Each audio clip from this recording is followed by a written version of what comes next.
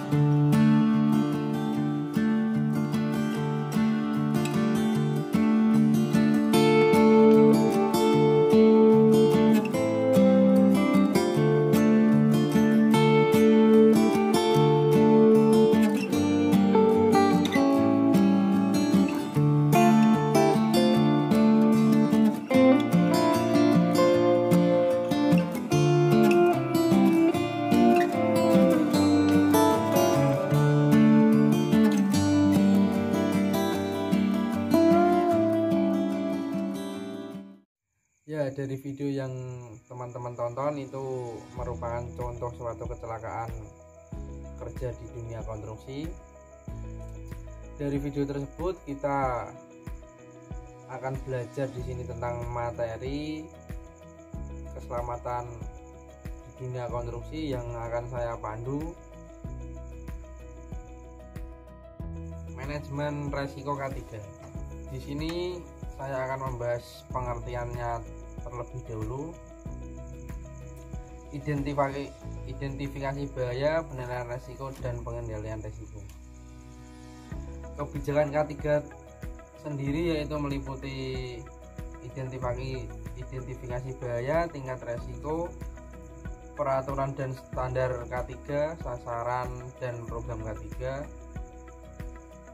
struktur organisasi dan sumber daya, kompetensi dan sistem pelatihan K3, komunikasi dan konsultasi K3, dokumentasi, serta pengendalian dokumen, pengendalian operasional, keselanggaan dan tanggapan darurat, pengukuran dan pemantauan, evaluasi kepatuhan, penyelidikan insiden, ketidaksesuaian, tindakan perbaikan dan pencegahan, pengendalian rekaman, pemeriksaan internal, dan masih banyak lainnya. Definisi konstruksi K3 adalah ukuran kemungkinan kerugian terhadap keselamatan umum, harta benda, jiwa manusia yang lingkungannya dapat timbul dari sumber bahaya tertentu yang terjadi pada pekerjaan konstruksi. Manajemen resiko adalah proses manajemen terhadap resiko yang dimulai dari kegiatan mengidentifikasi bahaya, menilai tingkat resiko, dan mengendalikan resiko. Penilaian tingkat resiko K3 konstruksi dapat dilakukan dengan memadukan nilai kekerapan, frekuensi yang terjadi peristiwa bahaya K3 dengan keparahan atau kerugian atau dampak kerusakan yang ditimbulkannya.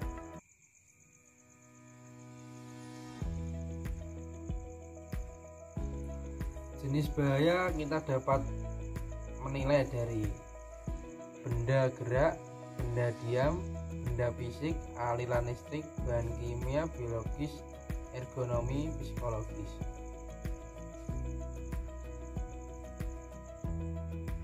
Analisis resiko. Analisis resiko sendiri merupakan kegiatan yang merupakan suatu resiko dengan menentukan besarnya kemungkinan atau probability dan tingkat keparaan dari akibat suatu resiko atau bahaya. Penilaian resiko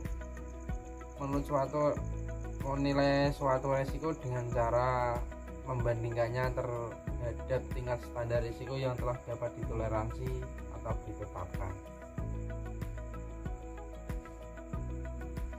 Pengendalian segala upaya yang meniadakan resiko itu sudah diatur dalam peraturan pemerintah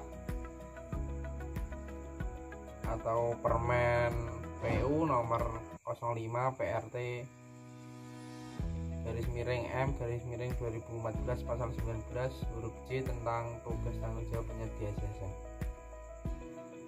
yaitu melakukan pengendalian risiko K3 konstruksi termasuk inspeksi yang meliputi 1.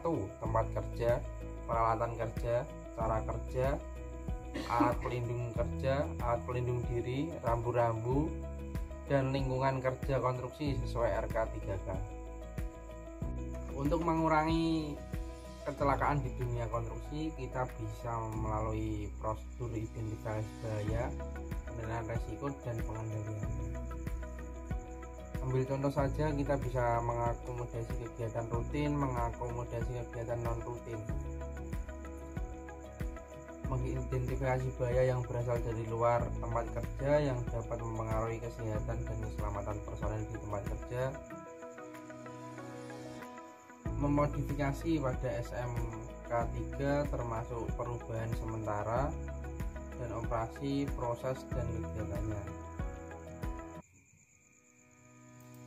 Beberapa kewajiban perundangan yang digunakan terkait dengan penilaian risiko dan penerapan pengendaliannya harus dihormati.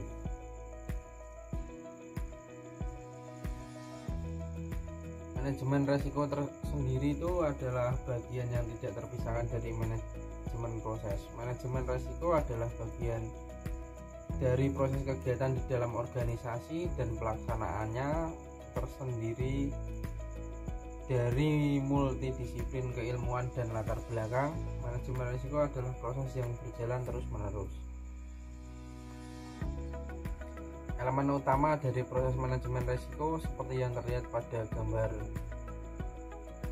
ini meliputi 1. Penetapan tujuan, identifikasi bahaya, analisa risiko. Dari analisa risiko kita bisa menentukan akibat dari kemungkinan kecelakaan tersebut, lalu kita bisa mengevaluasi risiko tersebut dan menganalisa pengendalian risiko. Elemen utama dari manajemen risiko yaitu penetapan tujuan, menetapkan strategi kebijakan organisasi dan ruang lingkup manajemen risiko yang akan dilakukan.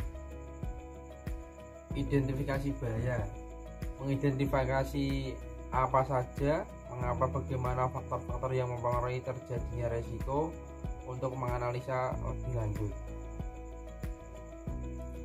Analisa risiko dilakukan dengan menentukan tingkatan probabilitas dan konsekuensi yang akan terjadi.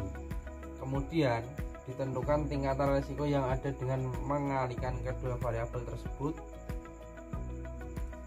Evaluasi risiko. Evaluasi risiko sendiri yaitu membandingkan tingkat risiko yang ada dengan kriteria standar.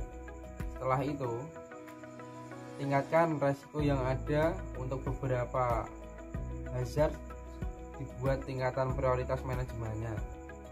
Jika tingkat risiko ditetapkan rendah, maka risiko tersebut masuk ke dalam kategori yang dapat diterima dan mungkin hanya memerlukan pemantauan saja tanpa harus melakukan pengendalian.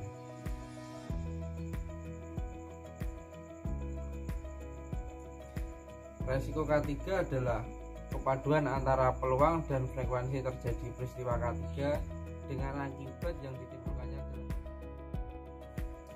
Ya, dari pembelajaran materi yang saya sampaikan, kita tahu bahwa keselamatan di dunia kerja konstruksi itulah sangat resikonya sangat berbahaya. Oleh karena itu kita bisa mawas diri dan selalu siaga terhadap segala ancaman apapun. Mungkin kalau ada yang kurang jelas dari pembelajaran kali ini bisa ditanyakan melalui komen, dan jangan lupa subscribe channel saya.